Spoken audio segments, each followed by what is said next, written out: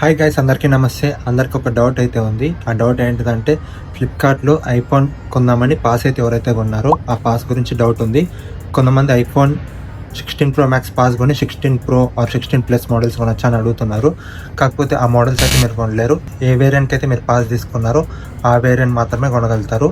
And ఆ pass only ఒకరోజు మాత్రమే వ్యాలిడిటీ ఉంటుంది. చాలామంది ఏమనుకుంటున్నారంటే సేల్లో ఎప్పుడైనా కొనొచ్చని. 22nd రోజు బ్లాక్ మెంబర్స్కి అండ్ ప్లస్ మెంబర్స్కి అయితే యాక్సెస్ అవుతుంది సేల్. ఆ రోజు మాత్రమే ఈ పాస్ అయితే యాక్టివేట్లో ఉంటుంది. మళ్ళీ నెక్స్ట్ డే కొనాలనుకుంటే ఆ పాస్ అయితే డీయాక్టివేట్ అయిపోతుంది. సో 5,000 వేస్ట్ అయిపోతాయి. ఆ 5,000 22nd రోజు మాత్రమే వ్యాలిడిటీ ఉంటుంది ఆ పాస్ కొనిన దానికి. సపోజ్ మీరు ఐఫోన్ 16 Pro Max 256GB వేరియంట్ది పాస్ అయితే కొన్నారనుకుందాం. ఆ పాస్ అయితే 16 Pro Max 256GB వేరియంట్ మీరు పర్చేస్ చేయాలి.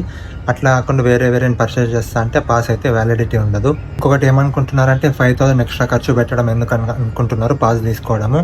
అది ఏమవుతుందంటే మీరు అడ్జస్ట్ అయిపోతుంది ఫోన్ కొనేటప్పుడు. సపోజ్ ప్రోడక్ట్ ప్రైస్ 50,000 ఉందనుకోండి, మీరు ఆల్రెడీ పర్చేస్ చేశారు పాస్ అనేది 5,000 పెట్టి. సో ఇంకా 45,000 అయితే పే చేయాలి. మొబైల్ కొనేటప్పుడు అయితే అడ్జస్ట్ అయిపోతుంది. ఎక్స్ట్రా మీరు 5,000 అయితే పే చేయట్లేదు. మ్యాక్సిమం డిస్కౌంట్ రావాలంటే వెంటనే అయితే పర్చేస్ చేయండి. వెంటనే ప్రైస్ అయితే పెరిగిపోతూ ఉంటుంది. 12కి ఎగ్జాక్ట్గా అయితే మీరు పర్చేస్ చేయండి. అండ్ కార్డ్స్ యూజ్ చేయండి. మ్యాక్సిమం డిస్కౌంట్ ఏ కార్డులో వస్తుందో ఆ కార్డ్స్ అయితే యూజ్ చేయండి.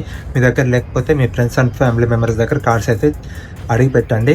వెంటనే రెడీగా ఉండాలి. టైం అయితే చాలా తక్కువ ఉంటుంది. 12 కాగానే వెంటనే పర్చేస్ చేసేయాలి, లేకపోతే ప్రైస్ అయితే పెరిగిపోతుంది. ఈ వీడియో అందరికీ షేర్ చేయండి, వీడియోకి లైక్ చేయండి, అండ్ ఛానల్కి సబ్స్క్రైబ్ చేసుకోండి. ఏమైనా డౌట్స్ ఉంటే కామెంట్ సెక్షన్లో కామెంట్ చేయండి, నేను రిప్లై ఇస్తాను. బాయ్.